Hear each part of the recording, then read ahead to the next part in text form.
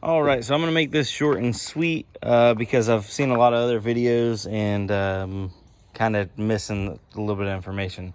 This was a 36 volt golf cart and it had six volt batteries in it. So I took those out and I got 3 deep cycle.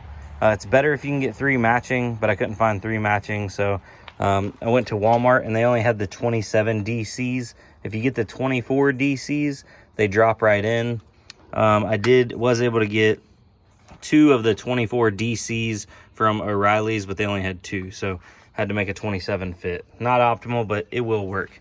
So you need 3 of them. 3 times 12 wired up correctly will equal your 36 volts, or actually a little bit more, but it'll give you your 36 so you can run and drive it like normal. Mine is a little bit of a rat's nest. It's an old golf cart. You can see they're like sitting on wood.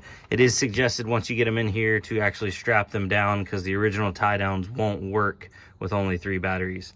For the wiring, you just need to wire them up.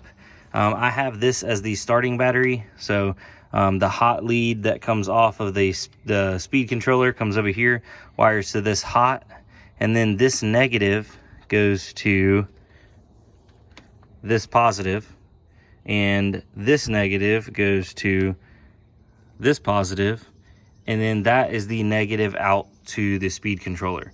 So obviously I probably could have put this battery here and it would have made more sense, but if you look, this battery essentially is in, out, if that makes sense. If you have any questions, please comment down below. Everything else will operate like normal. Your actual like battery meter gauges, if you have one of those. I have a 36 volt battery meter gauge on a 36 volt golf cart. That all works like normal. The regular old style plug-in charger works like normal. I've been using this setup for about a week now. It is a good idea to replace some of your cables. You see I had to do some new ones because when I was taking them off, some of these ends were breaking. This is a really old golf cart with a lot of use on it, so I did end up having to replace the speed controller because I put new batteries in and it was still clicking from the solenoid, but no voltage was coming out of the speed controller. If you have any questions on that, please comment down below. I don't know if I'm going to do much more golf cart content, but yeah, hopefully this helps the guys that are looking for a cheap way to get a little bit of range out of them.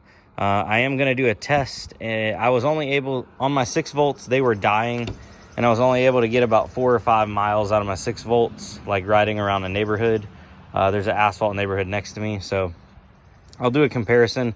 I can already tell right off the bat, though, these seem to have more power, just like pulling power. I don't know why. I don't think my 6 volts, I know a couple of them weren't going up much past like 5 to 6 volts, so they were pretty low.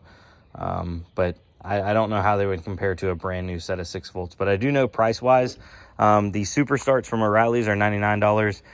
The 27 DC is $100 at Walmart, so I have about $300 in these. But if you can get the 24 DCs from Walmart, those are $79.99, and those are the absolute cheapest way to get up and going. A lot of people were asking online what the amp hours were. On the 27, it's 109.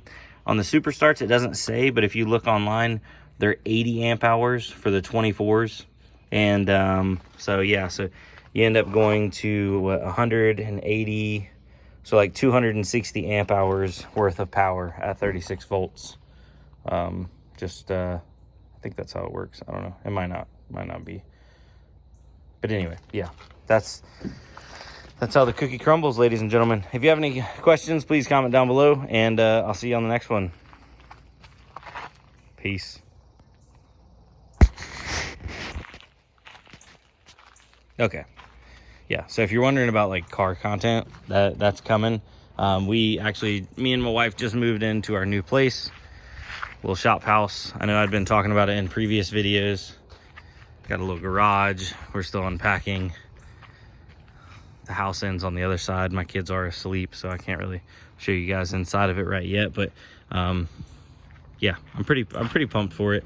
Not going to be working on anything inside here mechanically wise, like on the cars, because about a mile and a half down the road is my dad's shop. So if I need to work on something, I'll go down there, work on it with the lift, and then I can come back up here. And I'd love to do a lift in here just for like storage. So put my Mustang up on the lift and have another car underneath it, maybe the Integra once it's done. But a lot of work to do here still. Supposed to have a carport that's going to come over and have 2 lanes here. Got to put a lot of gravel in. It's going to be lots of work, but it's also been a lot of fun. Anyway, I'll see y'all on the next one. And for anybody that's wondering, here is my 1990, I believe it's a 99. I think that's what it is, or 98 E-Z-GO. Just slapped some old SS wheels on it with some low profile tires. It does okay. It's still got the original motor in it. I'd love to pull that motor out and send it to Plumb quick. But I figure it ain't broke, so I ain't gonna fix it. It does about 12 to 13 mile an hour, and then it'll pull hills at about 6 or 7. So it's better than walking, that's for sure. All right, I'm really gonna let y'all go now. Take it easy. Peace.